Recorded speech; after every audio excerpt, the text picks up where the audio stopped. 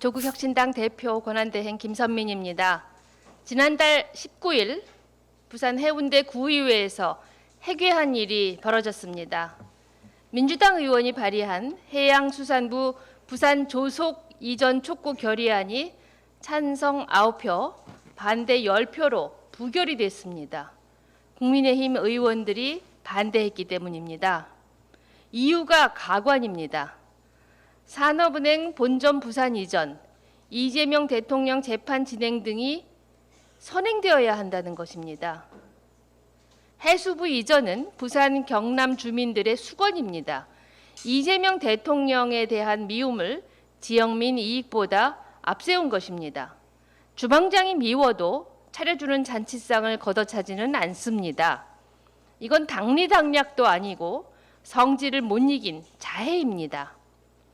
왜 이러는지 중앙당 돌아가는 모습을 보면 압니다. 당 중진인 나경원 의원, 요즘 김민석 총리 후보 사퇴를 요구하며 국회 로텐더홀에서 농성 중입니다. 비싼 김밥 먹으며 그늘진 실내에서 텐트를 쳤습니다. 덥다고 에어컨 틀어달라고 합니다. 쾌적한 캠핑, 바캉스를 즐기려면 집에 가서 사비로 하십시오.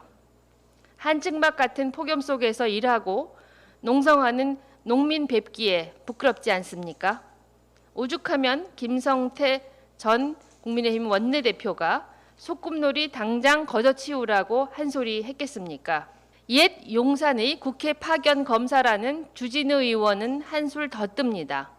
총리 후보 청문회 과정에서 오히려 자신에 대해 재산과 병역 의혹이 제기되자 엉뚱한 곳에 화풀이를 합니다.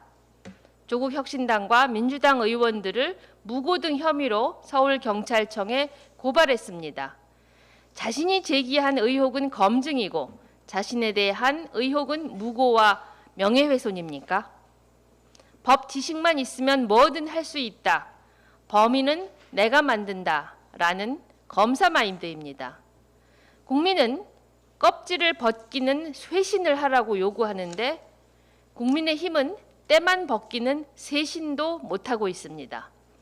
젊은 김용태 의원을 비대위원장에 앉혔다가 탄핵 반대 당론 철회도 안 받아들이고 쫓아냈습니다. 대타로 세운 사람이 안철수 혁신위원장입니다. 새 정치를 보여주겠다며 10년 넘게 보여준 게 없습니다. 한여름에 겨울 양복 꺼내 입은 격입니다. 혁신을 한다고 하니 조국 혁신당이 한 수 가르쳐드리겠습니다. 진짜 보수 정당으로 리셋하려면 전제 조건이 있습니다. 첫째, 윤석열 탄핵 반대 당론부터 철회하십시오. 윤석열 내란은 아직 끝나지 않았습니다. 둘째, 윤석열 지킨다고 한남동 공관 앞에서 극우 노름에 맞장구 친 인사들을 제명하고 징계하십시오. 셋째, 비상식적인 행동을 하는 의원, 지자체장들 모두 징계하십시오. 이것이 우선되지 않으면 무엇을 해도 안 됩니다. 오늘 오후 김민석 총리 후보자에 대한 국회 본회의 인준 절차가 예정되어 있습니다. 국민의힘은 총리 후보자에 대해 이미 국민검증에서 탈락했다면서 지명 철회 요구와 로텐더홀 농성까지 벌이고 있습니다.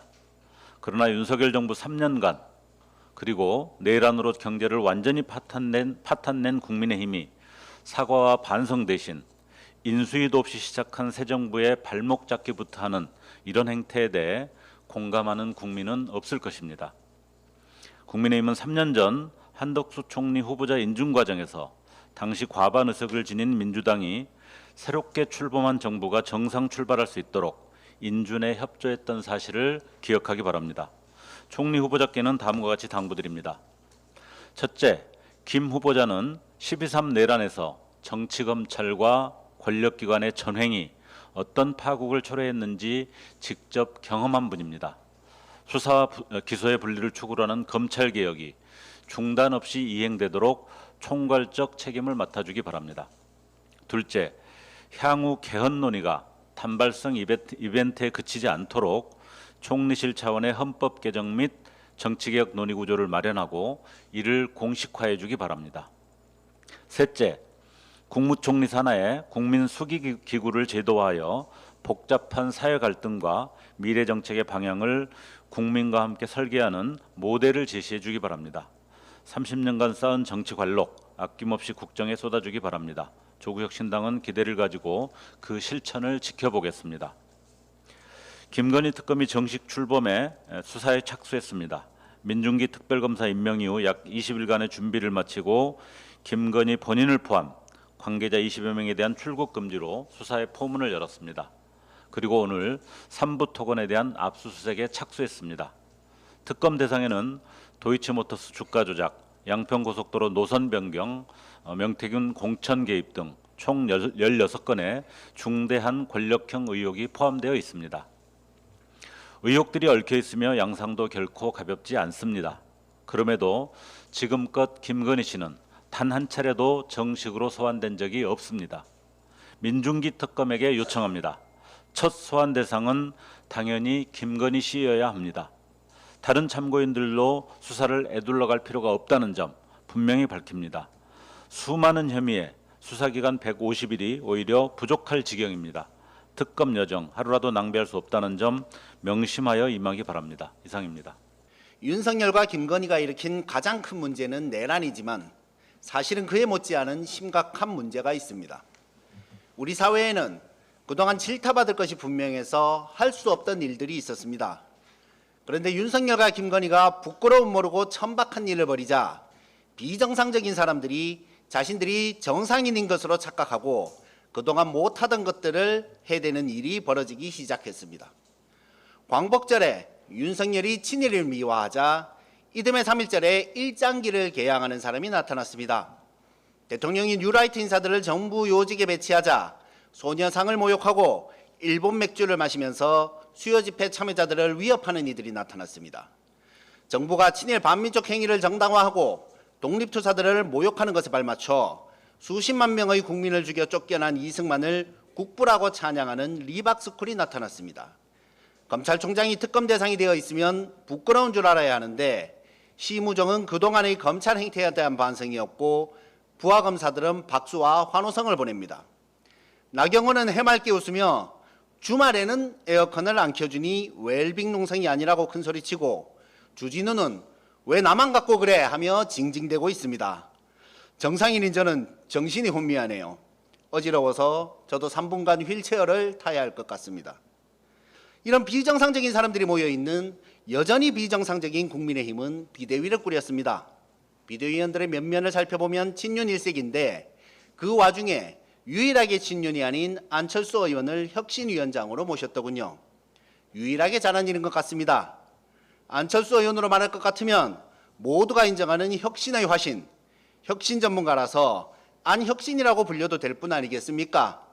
새정치민주연합에 몸담고 있을 때 혁신이 부족하다, 문재인의 혁신안은 혁신이 아니다, 혁신 전당대회를 해야 한다고 주구장창 외치다 탈당해서 국민의당을 창당했던 혁신의 아이콘이니 국민의힘 안에서도 일관된 모습을 보여주길 기대합니다. 조국혁신당이 안철수 의원의 혁신 행보를 응원합니다. 국민의힘도 달달한 안혁신 맛을 좀 봐야지요. 자매품으로 정광훈 목사의 맛도 같이 느껴보길 바랍니다. 요새 정광훈의 자유통일당이 전국에 현수막을 걸어서 뇌사 판정 국민의힘 해체가 정답이라고 하던데 유일하게 자유통일당과 조국혁신당이 의견 일치를 보고 있습니다. 극우적 사고로 막말을 할 때 응원 가서 박수 받고 후원 받을 때는 좋았겠지만 그런 사람들을 이용하는 것이 과연 적절한지 생각해보는 계기가 되길 바랍니다. 방금 김선민 대표 권한대행이 말씀하신 것처럼 해운대구 의회에서 국민의힘 의원들이 해수부 이전을 반대하는 비상식에 부산 시민들이 분노하고 있습니다. 더 화가 나는 것은 해수부 이전이 제대로 진행되고 나면 이 사람들은 틀림없이 환영 현수막을 걸 것이라는 점입니다. 예산안 통과를 결사 반대하다가 통과되고 나면 자기가 한 양 현수막 거는 일이 국민의힘 특기니까 이번에도 그러겠죠. 그런데 이런 모든 작태들 비정상이라서 시민들이 분노하시는 것 아니겠습니까? 비정상을 정상으로 되돌리는 어려운 작업 조국혁신당이 앞장서고 있습니다. 국민들께서 관심을 갖고 함께 해주시기를 부탁드립니다. 최근 송파구 잠실 센트럴파크 청년임대주택에 강제 경매가 개시되면서 주택마다 건저당권이 설정되어 임차인 141세대가 낸 보증금 약 238억 원을 돌려받을 수 없는 상황이라는 언론 보도가 있었습니다. 게다가 이 주택의 경우 임대사업자가 임대보증금 반환 보증보험에 가입하지 않았습니다. 현행 민간임대주택에 관한 특별법에 따르면 임대사업자는 의무적으로 보증보험에 가입해야 합니다. 이와 관련해서 제가 서울시에서 자료를 받아보니 이 주택만 문제가 아니었습니다. 서울시 청년임대주택 15개 단지 무려 총 3,166세대가 임대보증금 반환 보증보험에 가입되지 않은 것으로 확인됐습니다.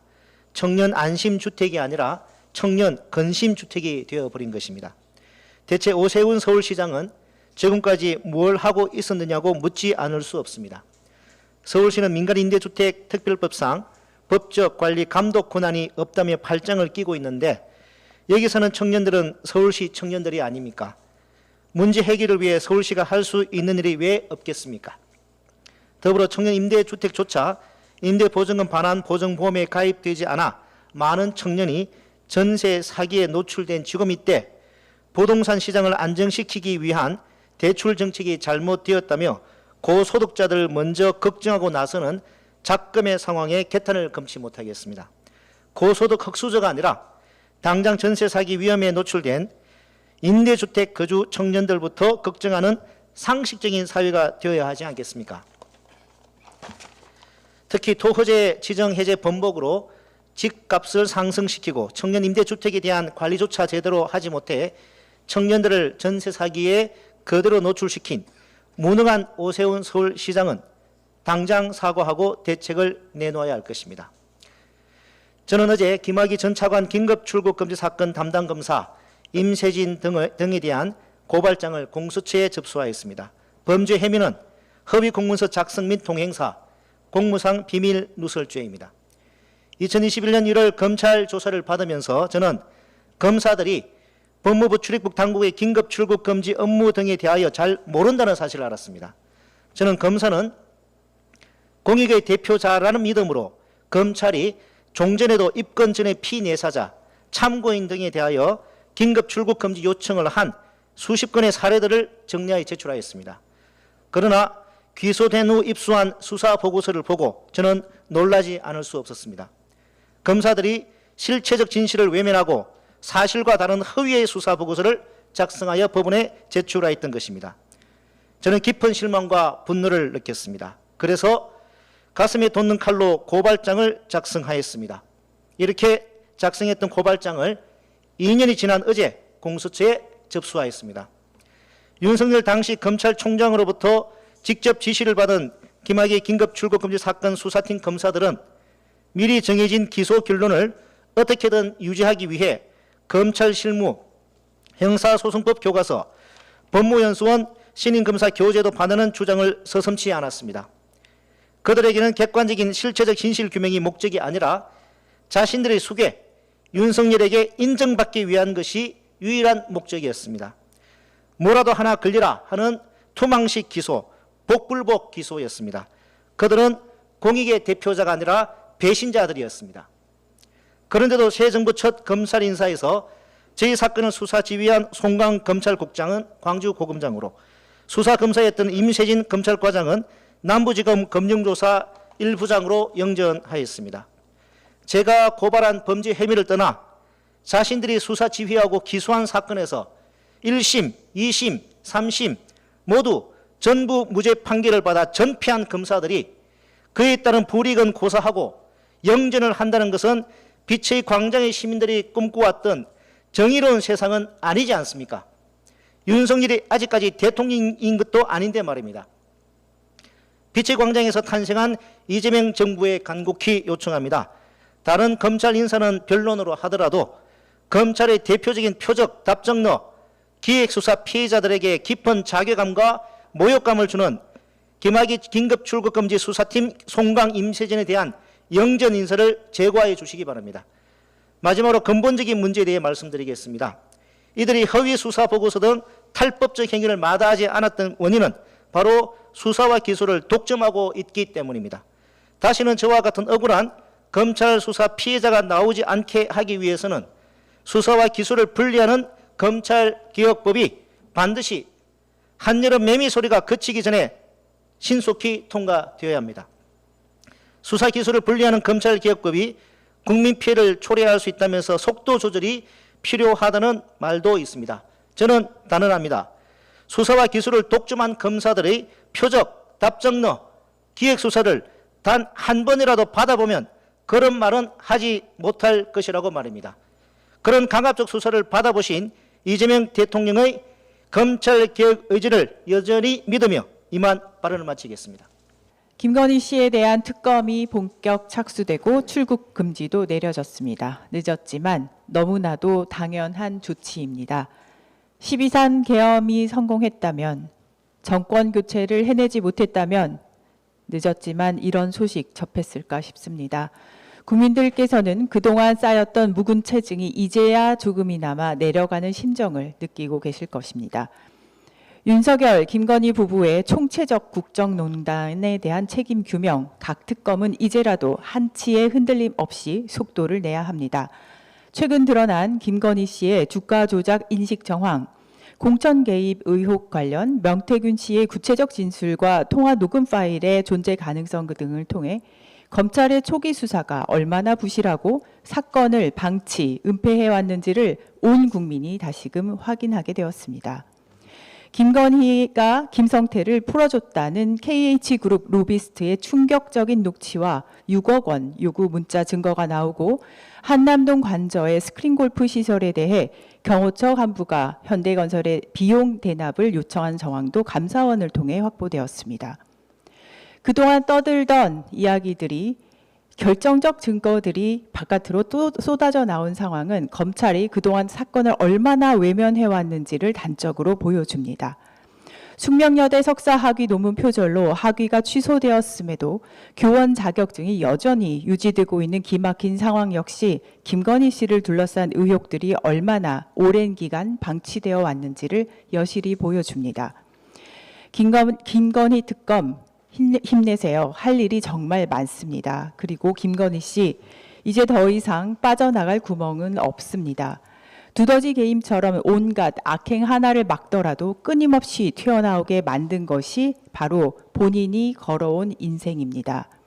그런데 국민을 기만하려는 자들의 억지 주장은 멈추지 않습니다. 심우정 전 검찰총장은 물러나면서 개혁이 시한과 결론을 정해놓고 추진하면 예상치 못한 부작용이 생길 수 있다고 했습니다. 어떤 부작용인가요? 그 부작용의 실체가 무엇일까요? 김건희 씨를 둘러싼 주가 조작, 공천 개입, 김성태 보석 로비, 관저 사적 유용, 학위 표절 등 수많은 의혹들이 명백한 증거에도 불구하고 수년간 방치되어 온 현실이야말로 무혐의 결론을 미리 내려놓고 수사 신용만 한 부작용의 결과 아닐까 싶습니다. 특검을 통해 윤석열, 김건희 부부를 둘러싼 모든 범죄 의혹을 끝까지 파헤치는 것은 물론 검찰개혁 4법을 조속히 통과시켜 수사 기소 분리를 제도화해야 합니다. 그래야만 권력과 검찰이 결탁해 또 다른 내란과 국정농단이 반복되는 악순환을 끊을 수 있습니다. 조혁신당은 국민의 정의로운 상식이 반드시 승리하도록 검찰개혁과 내란 청산의 길을 끝까지 완주하겠습니다. 이상입니다.